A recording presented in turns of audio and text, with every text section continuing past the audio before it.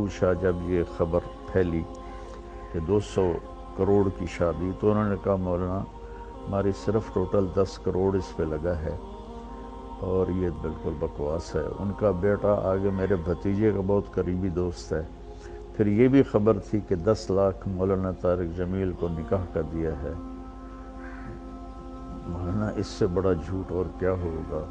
پھر آپ نے ایک حدیث کوٹ کی، بیس الفقیر علی باب الامیر۔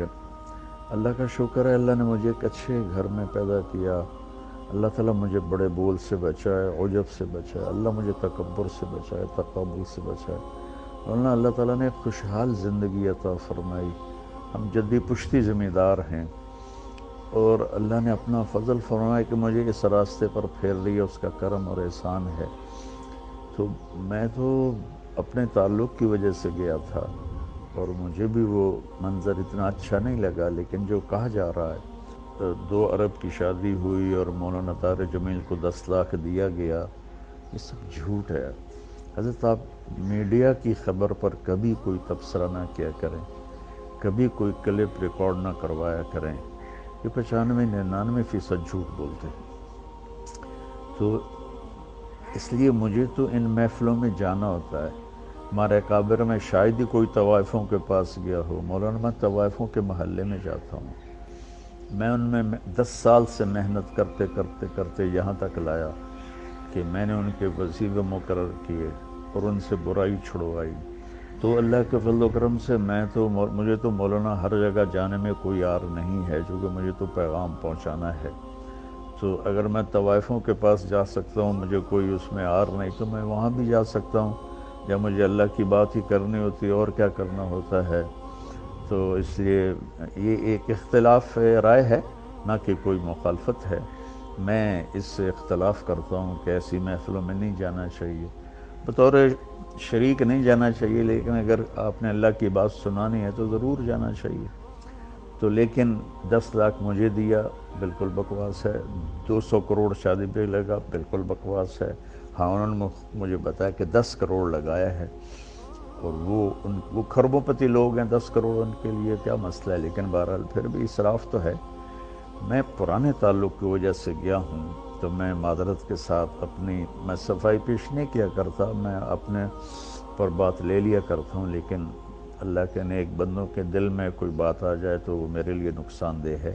میں نے اپنی صفائی پیش کرنے کے لیے بات عرض کی ہے کہ 2-4 لقمے روٹی کے کھائے تھے اور اسی پاؤں پہ میں واپس آ گیا تھا، اور ان پر بھی یہ بالکل جھوٹا الزام ہے کہ انہوں نے اتنے پیسے خرچ کیے، اور میں معذرت کے ساتھ پھر معافی چاہتا ہوں اگر میری کوئی بات بری لگی ہو۔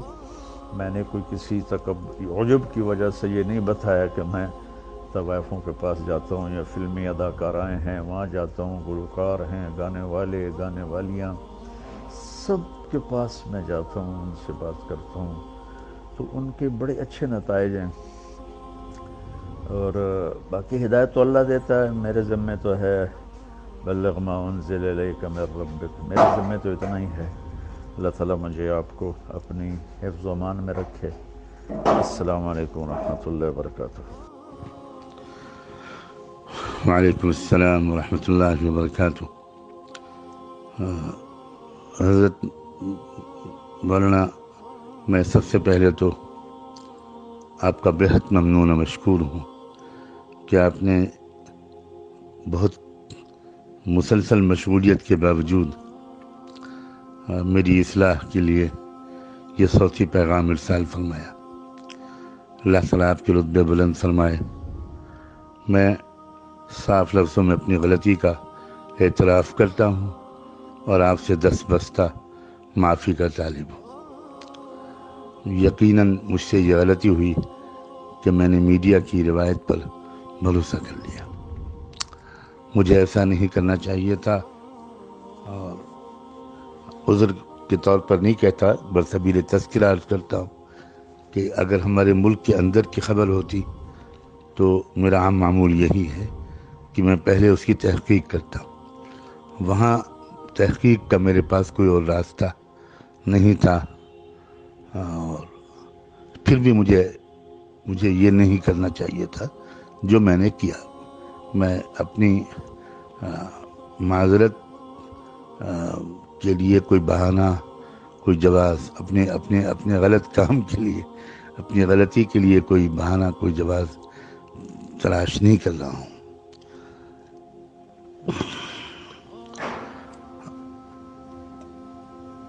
یہ بھی میں تذکرہ کر دوں کہ یہاں ہمارے ملک کی جو صورتحال ہے، حالات ہیں، اس میں ہم لوگوں کو بہت شرمندگی اس لیے بھی ہوتی ہے کہ یہاں کروڑوں کی تعداد میں، بلا مبالغہ کروڑوں کی تعداد ایسے غیر مسلموں کی ہے کہ جو کروڑ پتی ہیں، ارب پتی ہیں، کھرب پتی، مگر وہ ایسی تنظیموں سے وابستہ ہیں، تحریکوں سے وابستہ ہیں، ان کے اندر ایسا شعور، قومی شعور بیدار ہو گیا ہے کہ انہوں نے یہ اس عہد نامے پر دستخط کیے ہیں اور اس عہد کو نبھاتے ہیں کہ وہ اپنے بچوں کی شادیوں پر بہت کم رقم خرچ کریں گے۔ یقین بھی آنا مشکل ہے وہ انسان جو 5 کروڑ 10 کروڑ خرچ کر سکتا ہے، وہ بھی عام طور پر 4-5 لاکھ یا 10 لاکھ سے زیادہ خرچ نہیں کرتا، اور اس پر کڑی نگرانی بھی رکھی جاتی ہے۔ تنظیمیں اپنی ممبرشپ سے ایسے شخص کو نکال دیتی ہیں، اس کا سماجی مقاطعہ، بائیکاٹ کیا جاتا ہے، اور وہ لوگ اپنی وسائل کو قومی تحریکوں کی مضبوطی میں خرچ کر رہے ہیں۔ میں براہ راست واقف ہوں ان تحریکوں سے، ان میں لگے ہوئے لوگوں سے، بعض وقت ان کے قائدین سے میرا ملنا جلنا ہوتا ہے، اور دعوتی مقاصد سے اور ملک کی فضا کو زیادہ بگڑنے سے بچانے وغیرہ کے مقاصد سے میں ان سے کبھی کبھی ملتا ہوں۔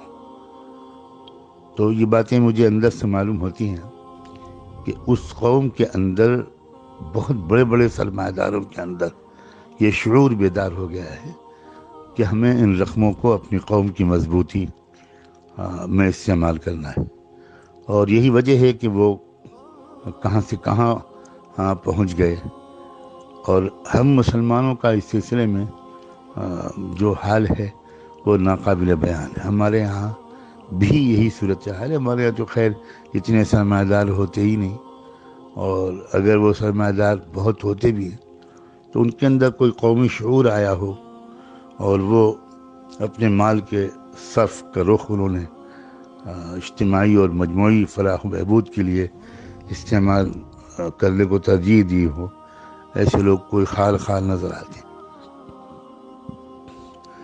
اب میرا چونکہ رابطہ رہتا ہے، تو جب وہ خبر آئی تو مجھ پر یلغار ہوئی، اور دونوں طرف سے ہوئی، مسلمانوں کی طرف سے بھی ہوئی، اور اس کی ایک وجہ یہ بھی ہے کہ میں شاید اب تک تقریباً چند سو نہیں بلکہ چند ہزار لوگوں کو اپنی اصلاح کے لیے آپ کے بیانات کے سننے کی طرف باصرار متوجہ کر چکا۔ اکثر میں لوگوں کو متوجہ کرتا ہوں کہ وہ آپ کے بیانات کو پابندی سے سنیں، انشاءاللہ ان کی زندگی میں تبدیلی آئے گی۔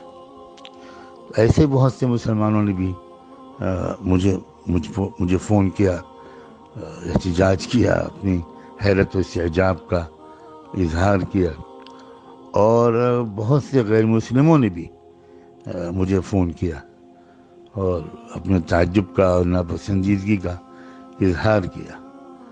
تو بس وہ فوری طور پر ایک تاثر تھا اور میں نے وہ گفتگو نشر کر دی، لیکن اب میں بڑی حد تک شرمندگی محسوس کر رہا ہوں، اور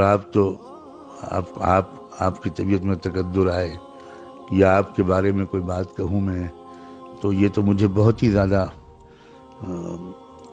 بہت دکھ ہو رہا ہے محسوس کر کے کہ میں کیسے اس کی تلافی کروں۔ بہرحال فی الحال تو میں آپ سے معافی کا طالب ہوں اور آپ کی دعاؤں کا، محبتوں کا محتاج ہوں۔ بلا شبہ رائے الگ الگ ہوتی ہے، ذوق الگ الگ ہوتا ہے، اور ہر رائے کی اور ذوق کی بڑی حد تک گنجائش بھی ہوتی ہے۔ ہم نے اپنے یہاں یہ بھی دیکھا کہ ہمارے جو اکابر ایسی تقریبات میں شرکت نہیں کرتے تھے تو اس سے بھی اصلاح ہوتی تھی. ایسے بھی واقعی نمونے میرے سامنے ہیں کہ ان گھرانوں پر اس کا اثر پڑا کہ بھئی اب ہمیں روش بدلنی چاہیے. تو مقصود تو اصلاح ہے.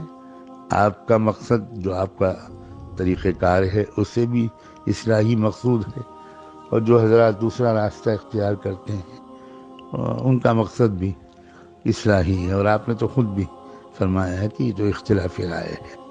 بہرحال